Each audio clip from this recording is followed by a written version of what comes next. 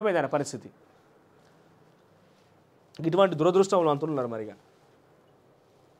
ఇకపోతే ఐఎన్పిఆర్లో భారీగా అక్రమాలు, 10 ఏళ్లలో ప్రకటన పేరిట నిధుల దుర్వినియోగం తేల్చేందుకు సిద్ధమైన కొత్త ప్రభుత్వం. డిపార్ట్మెంట్లో ఇష్టారాజ్యంగా వ్యవహరించిన కొందరు ఆఫీసర్లు. బీఆర్ఎస్ అనుకూల మీడియాకు ప్రజాధనం దారదత్తం. సమయం సందర్భం లేకుండా ఇబ్బడిముబ్బడిగా యాడ్స్, పేరుకే సర్కార్ ప్రకటనలు కానీ అంతా గులాబీ ప్రచారమే. ఇక ఇన్స్టాలో రీల్స్ చేసే వాళ్ళకు కూడా పెద్ద ఎత్తున చెల్లింపులు. ఇన్స్టాగ్రామ్లో రీల్స్ చేసినందుకు కూడా పెద్ద ఎత్తున ఐఎన్పిఆర్ నుంచి చెల్లింపులు జరిగినాయట. వీటన్నిటి మీద నజర్ పెట్టింది రాష్ట్ర ప్రభుత్వం. మొత్తం చిట్టా బయట తీస్తుంది. ఎంత ఇచ్చింది, ఎక్కడెక్కడ ఇచ్చింది, ఎవరెవరికి ఇచ్చింది మొత్తం కూడా బయట తీయాలి. ఇది మన ప్రచారం చేసిన అందరికీ ఏమైనా పైసలు ఇచ్చిందా, ఐఎన్పిఆర్ నుంచి ఇచ్చిందా, ముందు వాళ్ళ మీద నిఘా వేసి వాళ్ళ మీద ఎంక్వైరీ చేయాలి. ఎక్కడికి వెళ్ళి వచ్చిన పైసలు ఎందుకు చేసింది వాళ్ళందరూ ప్రచారం అని. ఇక పట్టాలు తప్పిన చార్మార్ ఎక్స్ప్రెస్ అంటే ఒక వార్త. ఇది వెలుగు పేపర్లో మెయిన్ పేపర్ హెడ్లైన్స్, అందరికి సంబంధించిన విశ్లేషణ. ఇక తెలుగు విషయానికి వస్తే, కాళేశ్వరంలో మెగా అవినీతి, 50,000 కోట్లు 4 ప్యాకేజీలోనే 5,188 కోట్ల దోపిడీ. అన్నింటిలోనూ అదనపు కేటాయింపులు, కాగ్ నివేదికలో సంచలన లెక్కలు. ఇక చిట్టా మొత్తం ఒక్కొక్కటిగా బయటపడుతున్నది. మెగా కృష్ణారెడ్డికి సంబంధించి ఏంది, కాళేశ్వరం మొత్తం కూడా కృష్ణార్పణం అయిపోయింది. ఏ కృష్ణార్పణం అయ్యా అంటే మెగా కృష్ణారెడ్డికి అర్పణం చేసి పడేసారు. అడ్డగోలుగా పైసలు తీసుకొచ్చి రేట్లను అధికం చేసి ఏం కట్టిర్రో ఏం చేసారో తెలియదు, పేకమెడలేక ఊలిపోతున్నది. కానీ మెగా కృష్ణారెడ్డి యొక్క చేతివాట గట్టిగానే చూపించి కాళేశ్వరం ప్రాజెక్టులో అడ్డగోలుగా పైసలు వసూలు చేశారు అనేది కాగ్ నివేదికలో బయటపడ్డది. ఏమన్నాయి, 50 కోట్ల రూపాయలు అవినీతి జరిగిందని.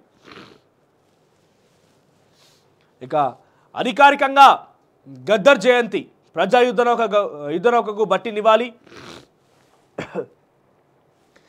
డిప్యూటీ సీఎంకు కుటుంబ సభ్యుల వినతి, ప్రభుత్వ పరిశీలనలో ప్రతిపాదన. ఇక గద్దర్ జయంతికి సంబంధించి అధికారికంగా జరపాలంటే కుటుంబ సభ్యుల యొక్క డిమాండ్, అంటే వాళ్ళకు వినతి ఇచ్చినట్టు బట్టి విక్రమార్కకి. ఇక ఈ నెలంతా డిస్కౌంటే, పోలీస్ శాఖ గుడ్ న్యూస్. ఆ తర్వాత రైతు బంధు అపోహలు నమ్మదు, మంత్రి తుమ్మల నాగేశ్వరరావు. ఇక టీఎస్పీఎస్సీకి లైన్ క్లియర్. తర్వాత జగ్గారెడ్డికి పీసీసీ పదవి, లేకపోతే మంత్రి, లేకపోతే ఎమ్మెల్సీ, లేకపోతే ఎంపీ పదవి, ఏదో ఒక పదవి వరించే అవకాశం ఉన్న జగ్గారెడ్డికి. ఇక చైర్మన్గా ఆకునూరు మురళి పేరు పరిశీలనలో. వారంలో నియామక ఉత్తర్వులు, విద్యారంగంలో విశేష అనుభవం. బోర్డు కూర్పుపై సర్కార్ కసరత్తు, విద్యావేత్తలను నియమిస్తారని సీఎం రేవంత్.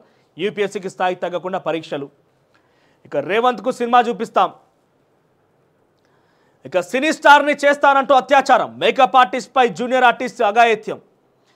డెమో కోసం ఓయో రూమ్కి పిలిచి లైంగిక దాడి, పెళ్లి చేసుకుంటానంటూ పలుమార్లు మోసం. ఇటీవల మరో యువతితో కలిసి భౌతిక దాడి, పోలీసులు ఆశ్రయించిన బాధిత యువతి.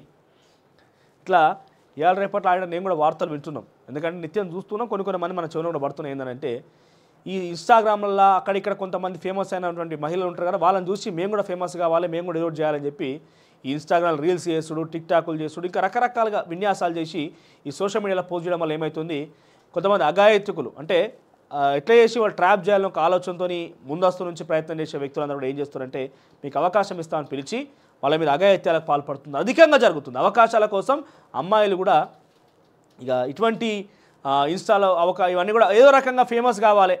ముఖ్యంగా ఇటువంటి ఏడ జరుగుతున్నాయి అంటే నాకు దృష్టికి వచ్చింది ఏంటంటే, ఈ ప్రైవేట్ సాంగ్స్, కొన్ని షార్ట్ ఫిలిమ్స్ పేరిట, చిన్న సిరీస్ల పేరిట, ఇవన్నీ అంటే అంటే సినిమాలలో సిరీస్లో పెద్ద ఎత్తున ఇదంతా కూడా ఏమంటారు క్యాస్ట్ అండ్ క్రూ ఉన్నది అనేది బహిరంగంగానే జరుగుతున్నది. చాలా వరకు బహిరంగంగానే హీరోయిన్లు సైతం చెప్పారు.